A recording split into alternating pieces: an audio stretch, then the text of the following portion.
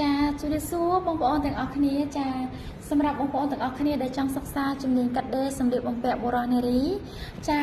នេះគឺជាសភៅក្បួនកាត់សម្លៀកបំពាក់បុរសណាបងប្អូនណាមាន44ម៉ូត84តប៉ុតក្បួនកាត់សិបចានៅក្នុងសភៅនេះដែរគឺមានក្បួនកាត់អាវហូលអាវធំខោរៀងខោជីបអាវកដប់ចា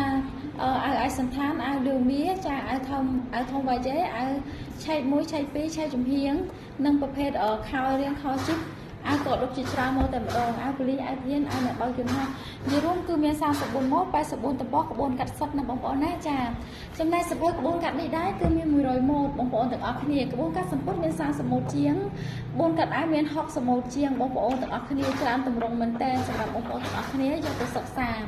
ចំពោះការសិក្សាវគ្គថ្មីនេះដែរនឹងខ្ញុំនឹងត្រៀមសភៅ2ក្បាលនេះ free ជូនបងប្អូនទាំងអស់គ្នាសម្រាប់បងប្អូនទាំងអស់គ្នាចូលរៀនផ្នែកនារី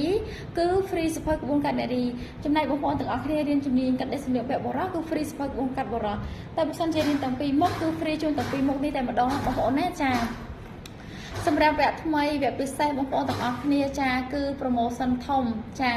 នាងខ្ញុំនឹងបើកវគ្គថ្មីសម្រាប់បងប្អូនទាំងអស់គ្នាចា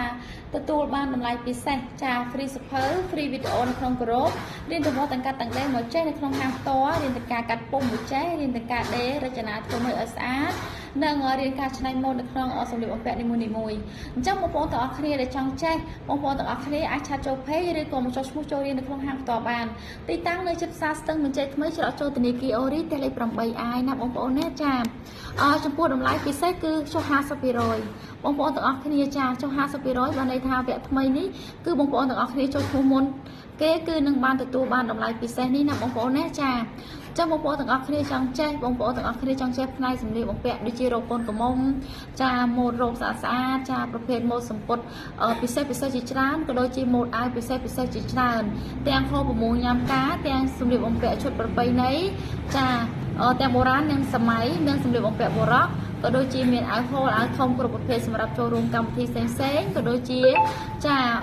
ឈុតឯកសណ្ឋានតាមស្ថាប័នរដ្ឋឯកជនផ្សេងណាបងប្អូនណាចាគឺមានទទួលបង្រៀនទាំងវត្តទាំងកាត់ទាំងដេរនៅក្នុងហាងផ្ទាល់តែម្ដងបានន័យថាបង្រៀនទាំងការកាត់ពុម្ពអញ្ចឹងគឺ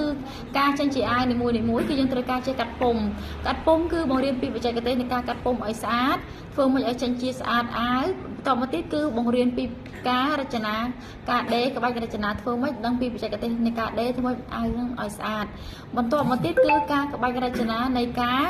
ចាឆ្នៃម៉ូដពីលើនឹងទៀតអញ្ចឹងបងប្អូនទាំងអស់គ្នាចង់ចេះអាចឆាត់ចូល page បានណាទូរស័ព្ទខ្ញុំដាក់នៅខាងលើ caption ចាជាចុងក្រោយនេះខ្ញុំសូមអរគុណបងប្អូនទាំងអស់គ្នាជួបតែសំណាងល្អគ្រប់គ្នាចាអរគុណ